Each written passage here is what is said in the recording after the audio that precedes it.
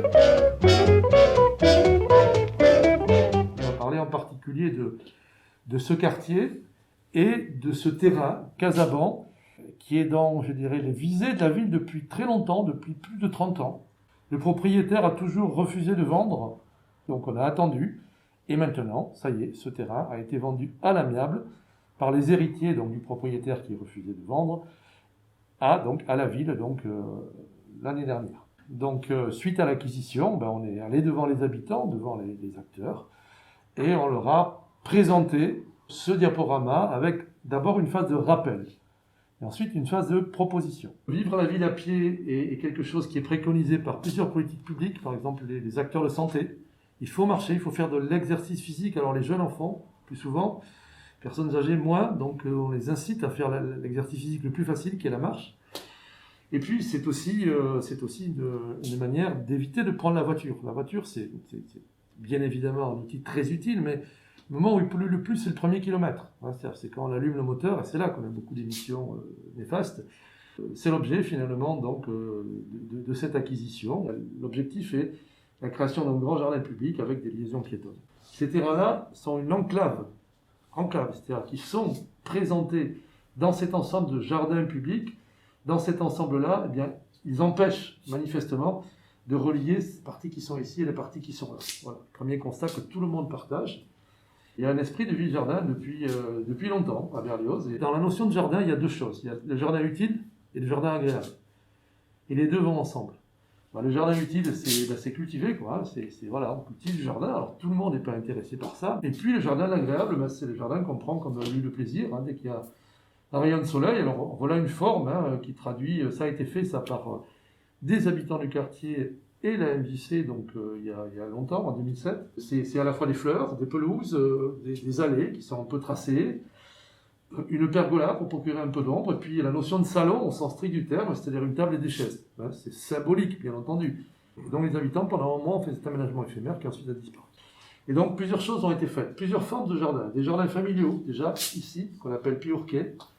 Le jardin du Tremblement, qui est un jardin beaucoup plus naturel. Le jardin partagé entre tous les habitants, qui le cultivent et récoltent en commun, travaillent en commun.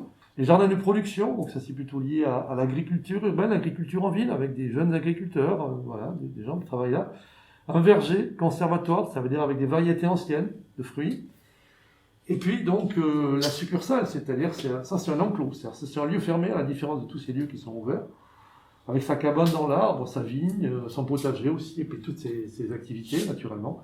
Une école, une maison d'enfance. Donc ça c'est autre chose. Mais vous voyez qu'il y a beaucoup de formes différentes de jardins, ce qui montre bien que ce quartier est très attentif à cette forme d'urbanisme.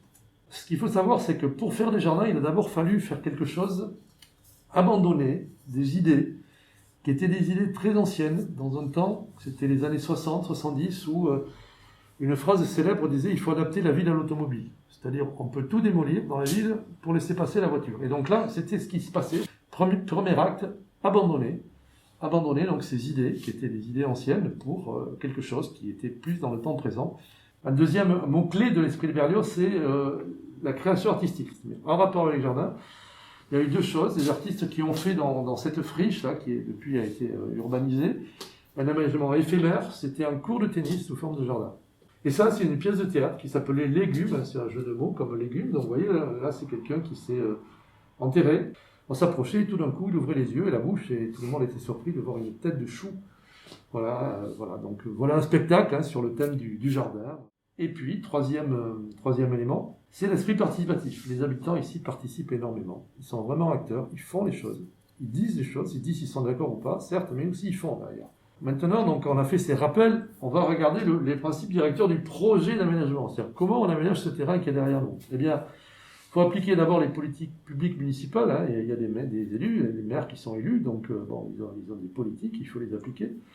Et puis, il y a le quartier avec justement tout ce qu'on vient de voir. Donc, il faut essayer de faire en sorte que ces deux choses vaillent en même temps. Donc, l'idée, c'était de travailler en deux temps, mettre en valeur l'espace vert, le terrain dont on va parler. Ça, c'était la première des choses. Ils voulaient aller très vite. Voilà. Et puis ensuite, dans le second temps, on dit, sur ce terrain, il y a une autre partie qui est un petit peu plus loin, vers la succursale.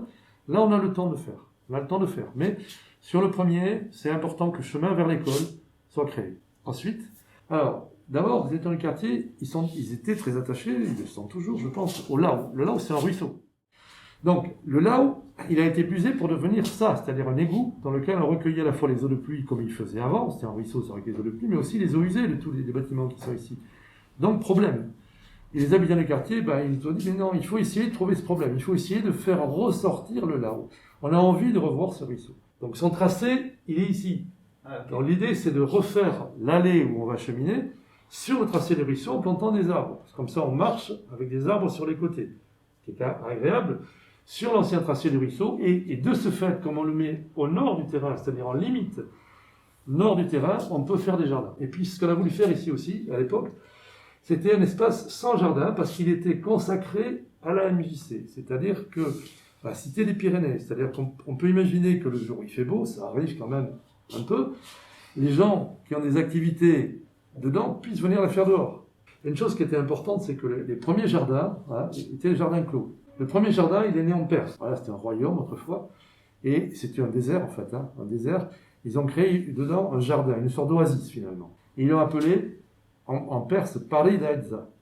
Et c'est de là qu'est venu le nom de paradis. Ça, et puis en latin, c'est devenu l'ortus conclusus, le jardin clos, les jardins monastiques, qui étaient les premières formes de jardin qu'on a vues dans notre civilisation en Occident, étaient aussi les jardins clos. Si on regarde cette notion-là, qu'en est-il dans le quartier ? On voit qu'il y a à la fois des jardins, des espaces ouverts, le grand pré qu'on a vu, mais il y a aussi des jardins clos. Donnons-nous le temps de réfléchir avec les habitants pour savoir ce qu'ils veulent. On a quand même gardé l'idée de faire l'allée plantée du Lao, donc elle va être faite cette année, là, c'est sûr, donc voilà.